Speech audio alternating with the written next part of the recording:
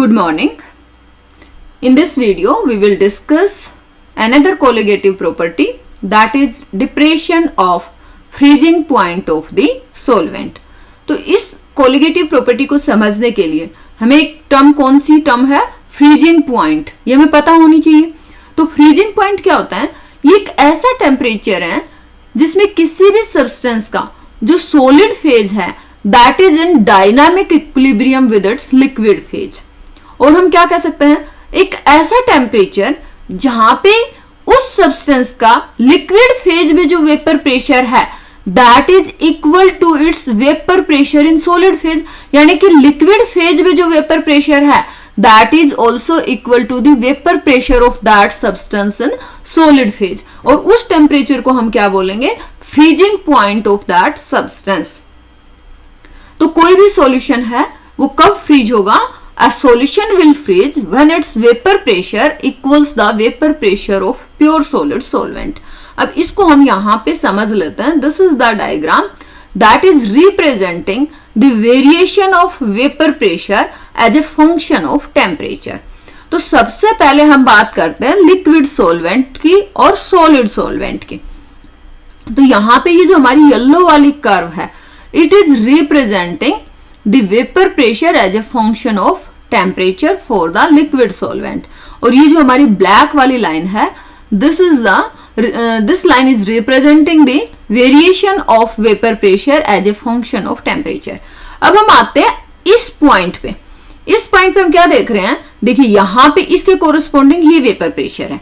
तो ये जब वेपर प्रेशर है तो ये वेपर प्रेशर हमारा येलो लाइन पे भी मैच कर रहा है और ब्लैक लाइन के लिए भी मैच कर रहा है. तो येलो लाइन हमारी प्योर लिक्विड सॉल्वेंट को रिप्रेजेंट कर रही है और ब्लैक लाइन हमारी सॉलिड सॉल्वेंट को रिप्रेजेंट कर रही है. यानी कि ये जो वेपर प्रेशर है, this vapour pressure is common for liquid and solid, for liquid solvent as well as for solid solvent. And इस पॉइंट के कोरिस्पोंडिंग जो हमारा टेम्परेचर है that temperature is known as freezing point of the solvent. तो इस पे हमने क्या देखा कि ये टेम्परेचर हमारा T0F है. इस T0F पे जो हमारा वेपर प्रेशर, ये देखिए वेपर प्रेशर जो प्योर सॉल्वेंट का है वही वेपर प्रेशर सॉलिड का भी है. तो T0F पे हमारा जो टेम्परेचर है, T0F हमारा टेम्परेचर है और इस टेम्परेचर पे vapour pressure of the solvent in its liquid phase as well as in its solid phase is equal. Vapour pressure equal है सॉलिड फेज में और लिक्विड फेज में corresponding to this temperature. तो this temperature is known as freezing point of the solvent, freezing point of solvent. अब next हम बात करेंगे, हमने क्या समझा था कि जब भी किसी वोलेटाइल सॉल्वेंट के अंदर हम नॉन वोलेटाइल सोल्यूट ऐड कर देते हैं तो हमें क्या मिल रहा है, सॉल्यूशन. और ऐसे सॉल्यूशन का वेपर प्रेशर हमारा प्योर सॉल्वेंट के कंपैरेटिवली कम होगा. तो जब हम T0F पे देखेंगे तो T0F पे यहां पे हमारा था वेपर प्रेशर प्योर सॉल्वेंट का, लेकिन जब हमने सॉल्यूशन में देखा तो T0F के कोरिस्पोंडिंग हमारा सॉल्यूशन का वेपर प्रेशर कम है कंपेयर टू सॉल्वेंट. यहां पे आप ये इस तरीके से भी देख सकते हो, ये वेपर प्रेशर वाली लाइन पे आप आओगे तो vapour pressure for this solution is less compare to vapour pressure of pure solvent. तो अब यहां पे हम देख रहे हैं कि ये हमारी जो ब्लू वाली लाइन है, this is representing the variation of vapour pressure as a function of temperature. पर एट दिस पॉइंट यहां पे हम देख रहे हैं कि ये वेपर प्रेशर केवल सॉल्यूशन का है, इसमें कहीं भी सॉलिड का मैच नहीं कर रहा है. बट ये लाइन हम देख रहे हैं सॉलिड सॉल्वेंट के लिए, frozen solvent means solid solvent. तो इस लाइन से अगर हमें सॉल्यूशन का वेपर प्रेशर मैच करवाना है तो हमें क्या करना पड़ेगा, वेपर प्रेशर को डिक्रीज करना होगा. और वेपर प्रेशर और टेम्परेचर के बीच में हमने क्या रिलेशन देखा था कि अगर हम टेम्परेचर इंक्रीज कर रहे हैं तो वेपर प्रेशर इंक्रीज हो रहा है. यहां पे हमें क्या करना है, वेपर प्रेशर डिक्रीज करना है तो हमें क्या करना पड़ेगा, टेम्परेचर डिक्रीज करना पड़ेगा. तो जैसे ही हम टेम्परेचर डिक्रीज करेंगे एट दिस टेम्परेचर, इस टेम्परेचर पे हम क्या देख रहे हैं कि हमारा वेपर प्रेशर डिक्रीज हुआ सॉल्यूशन का. और यहां पे हम देख रहे हैं कि हमारा जो वेपर प्रेशर सॉलिड सॉल्वेंट के लिए है वो इस पॉइंट पे मैच कर रहा है. तो इस पॉइंट पे हमारा जो वेपर प्रेशर सॉल्यूशन का है that become equal to the vapour pressure of pure frozen solvent, जो हमारा सॉलिड सॉल्वेंट है उसके इक्वल आ गया. तो ये हमारा क्या बन गया, freezing point for the solution. तो हमने क्या देखा कि जब हमने किसी सोलवेंट के अंदर, वोलेटाइल सोलवेंट के अंदर नॉन वोलेटाइल सोल्यूट ऐड किया, तो जो हमारा सॉल्यूशन का फ्रीजिंग पॉइंट है वो क्या हो गया, डिक्रीज हो गया। और ये जो डिक्रीज इन फ्रीजिंग पॉइंट है ये किसके इक्वल होगा, ये हमारा इक्वल होगा T0F माइनस TF। T0F जो कि हमारा प्योर लिक्विड सॉल्वेंट के लिए है, माइनस TF जो कि हमारा सॉल्यूशन के लिए है। तो T0F minus TF is equal to del TF and this del TF is decrease in freezing point of the solution। और इस del TF को ही हम बोलते हैं depression in freezing point. Okay, अब हम क्या समझेंगे कि कितना डिक्रीज हो रहा है, जो हमारा फ्रीजिंग पॉइंट है सॉल्यूशन का वो कितना डिक्रीज हो रहा है। तो ये किस पे डिपेंड करता है कि डिपेंड करेगा कि हमने नॉन वोलेटाइल सोल्यूट ऐड कितना किया है। तो यहाँ पे जो हम अमाउंट को डिस्कस करेंगे वो करेंगे हम मोलालिटी की टर्म में। अमाउंट को यहाँ पे हम मेजर करेंगे मोलालिटी की टर्म में। तो depression in freezing point for dilute solution is directly proportional to the molality of the solution. जैसे हमने एलिवेशन ऑफ बॉइलिंग पॉइंट में भी देखा था कि elevation in boiling point is directly proportional to the molality of the solution.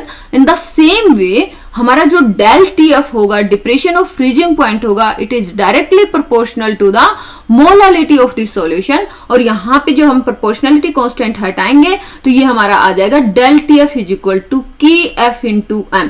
तो KF हमारा यहाँ पे क्या हुआ, प्रोपोर्शनलिटी कांस्टेंट। और इस प्रोपोर्शनलिटी कांस्टेंट को ही हम क्या बोलते हैं, फ्रीजिंग पॉइंट डिप्रेशन कांस्टेंट, और क्या बोलते हैं मोलर डिप्रेशन कांस्टेंट, और क्या बोलते हैं क्रायोस्कोपिक कांस्टेंट।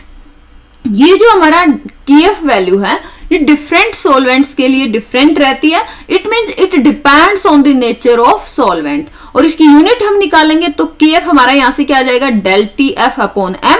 और डेल T हमारा केल्विन में मेजर किया जाएगा। मोलालिटी होती है हमारी number of moles per KG, तो यहाँ पे ये रिवर्स जाएगा, तो इसकी यूनिट क्या हो जाएगी, केल्विन किलोग्राम पर मोल। ये हमने लास्ट वीडियो में भी डिस्कस किया था। तो in the same way we can calculate the unit for the KF that is freezing point depression constant. हमारी बहुत सारे सॉल्वेंट्स के लिए KF की वैल्यू लिटरेचर में अवेलेबल है, तो हम अपनी कैलकुलेशंस के लिए उन वैल्यूज को यूज कर सकते हैं।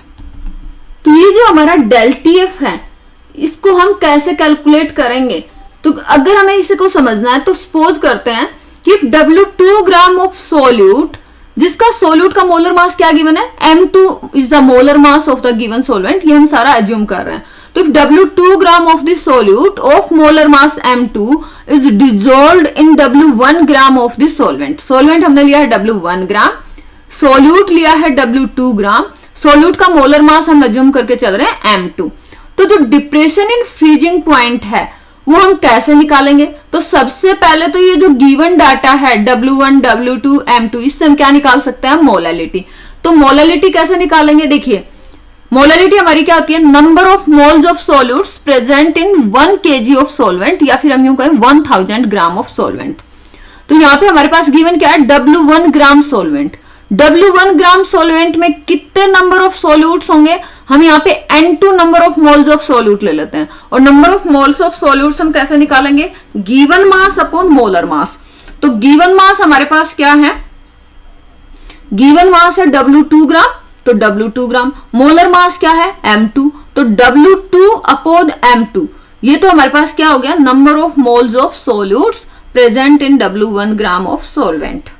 और हमारी मोलालिटी के लिए हमें चाहिए number of moles of solutes present in 1000 gram of सोल्वेंट। तो W1 में हमारे प्रेजेंट हैं W2 अपॉन M2। 1000 में कितने हो जाएंगे, W2 upon M2 into 1000 upon W1।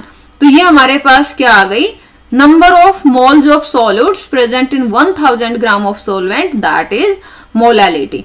तो ये हमारे पास आ गई मोलालिटी। अब हमें क्या पता है, डेल TF जो है that is equal to KF into M।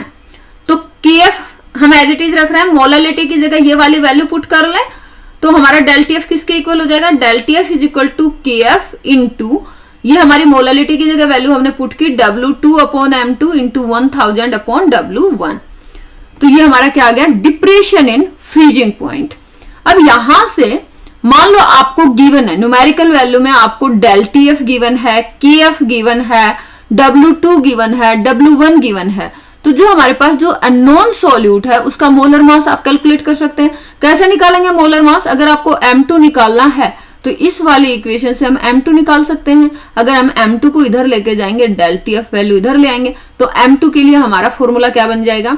KF into W2 upon del TF into 1000 upon W1। तो यहाँ पे इस दोनों फॉर्मूलाज में आप क्या देखोगे? There are 5 terms, 1 2 3 4 5।